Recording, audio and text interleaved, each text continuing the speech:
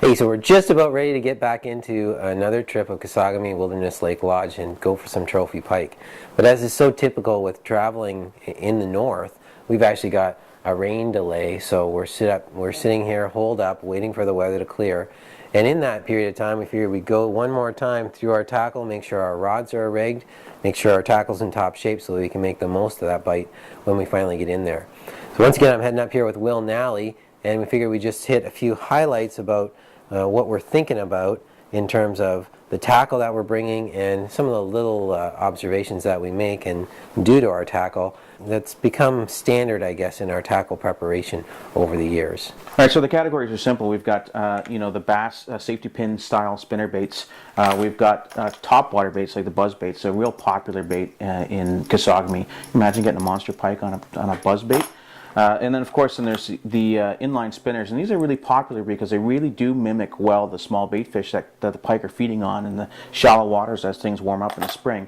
And then we've got the Williams whitefish, lots of other spoons too as well that are either weedless or with a single hook. The bait really that's become really popular for us in the last couple of trips have been really the classification of the swim bait. Really popular, of course, for bass fishermen and other species. But for us, the swim baits have been fantastic for big pike. Last year, for instance, we used the X-Zone swammer. The pike were going way out of their way to just destroy this thing. So what's neat about the swim baits is you have the opportunity to really rig them in different ways. And because Kesagami is a single barbless hook fishery, it really works well. So we can either use a standard ball head jig head, or we can use either a weighted, keel weighted single hook, or just a good old single hook on a big large ones. Barbless, of course, and that gives us a neat opportunity to use it in different portions of the water column. Something that we're going to try this year, and another thing that's really neat about these trips is you can try these new baits and these new ways to present baits, this is the Freedom jig head. And what's really neat about this one is that you can take the hook off and you can use your own hook if you have either a different size that you prefer or a different style.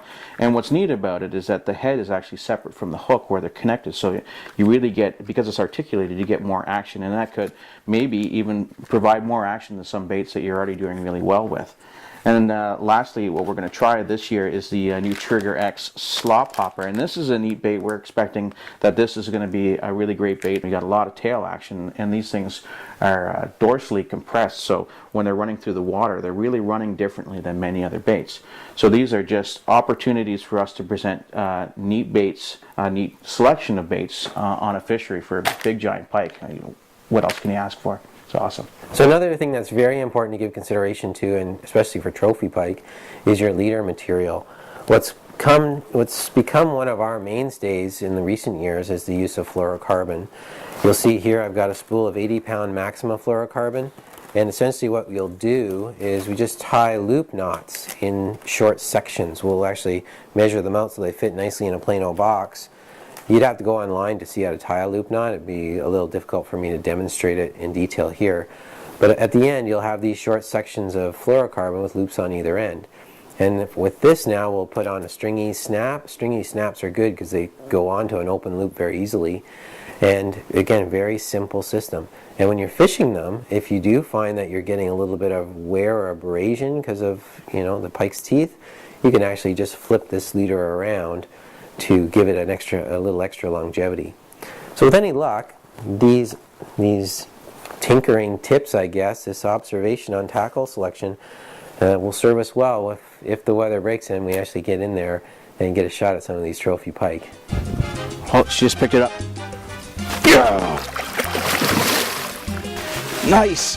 Oh, that's a nice fish. Oh, that's a one. Nice. There we go. Yeah! God. Oh, 41 inches. Preparation. Check that out.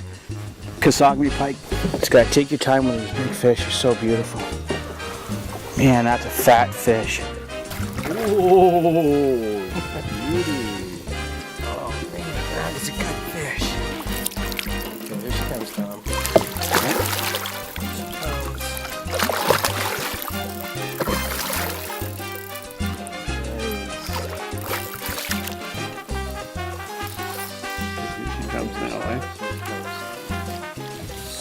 Sweet, we got her! Okay. Hey, a little bit of tackle preparation can go a long way in any situation, trophy pike fishing in particular. Way to go, Tom. Thanks, man.